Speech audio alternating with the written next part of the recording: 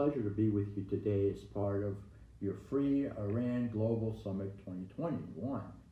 In addition to representing the Tampa Bay area in the United States Congress, I'm the co-chair of the International Religious Freedom Caucus and a member of the Executive Committee of the Tom Reynolds Human Rights Commission. I have fought throughout my congressional career to protect the most basic and fundamental rights for people around the globe who are persecuted and discriminated against by oppressive governments. I'm honored to be here with you today in this virtual global forum, and next year hopefully we'll be face to face. But I want to declare my support for democracy and human rights in Iran and express my solidarity with the Iranian people. Iranians have endured a lot in the past 40 years, from brutal suppression and trampling of their basic rights to losing many of their children during peaceful street protests. Iran has been destabilizing, and it's been a destabilizing and an antagonizing force in the Middle East for a long time. Iran has repeatedly proven itself to be an untrustworthy, aggressive state sponsor of terrorism. We need independent investigations into the Iranian regime's past and present terrorist attacks against U.S. citizens and Iranian exiles. The Iranian regime has engaged in persecution against religious minorities for decades, and these unacceptable violations have only intensified and worsened with time, unfortunately. Religious freedom is the most basic fundamental human right, and it must be protected. While daily examples abound of other human rights violations, I'm particularly troubled by the events that began on November 15, 2019, when popular protests against the Iranian regime began and rapidly spread to at least 100 cities throughout the country. Reports indicate that Iranian security forces used lethal force, and about 1,500 people were killed during less than 2 weeks of unrest, and thousands more were detained during these protests.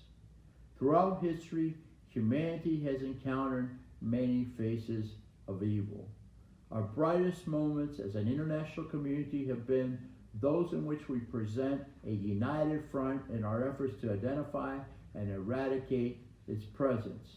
Our darkest moments as a human race have come during times when those who knew better stood silently, making excuses for passivity and allowing injustice and persecution to reign. America must remain a beacon of principled courage, recognizing and promoting the basic human rights of all people. If we remain silent in the face of these transgressions, we neglect that moral imperative and do so at the peril of civil society. We must empower the people of Iran in their efforts to create a more open, democratic government that is accountable to those it serves. And it is best for everyone if Iran remains without nuclear capabilities.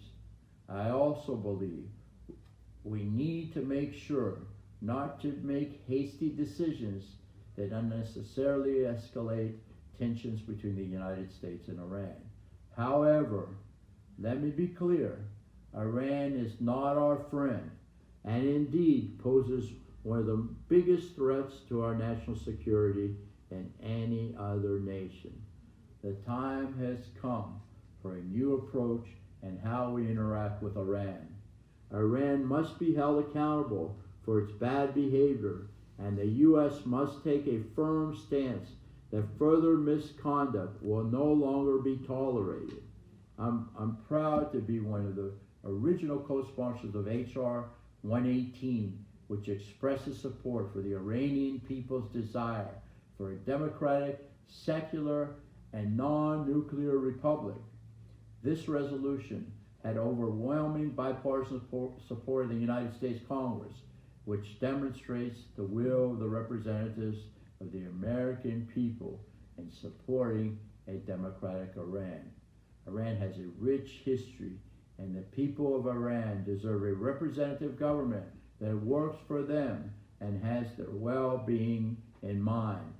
The current rulers in Iran are more interested in imposing their fundamentalist ideology on the people than providing for their basic needs.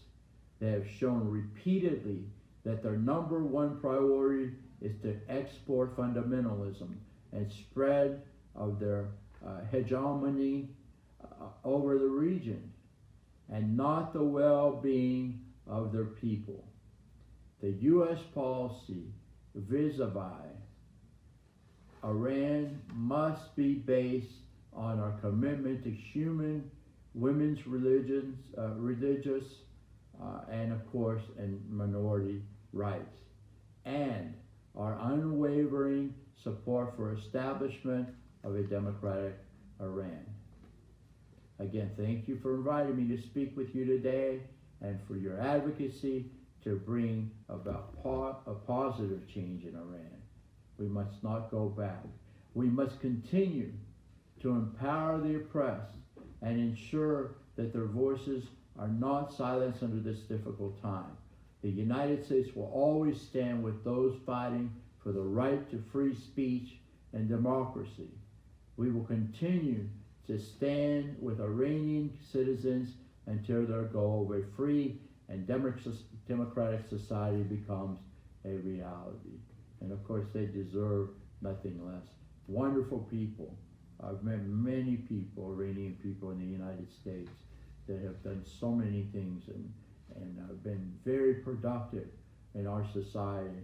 They have a right to be just as productive and enjoy their environment in their own country. Thank you so very much. Appreciate it.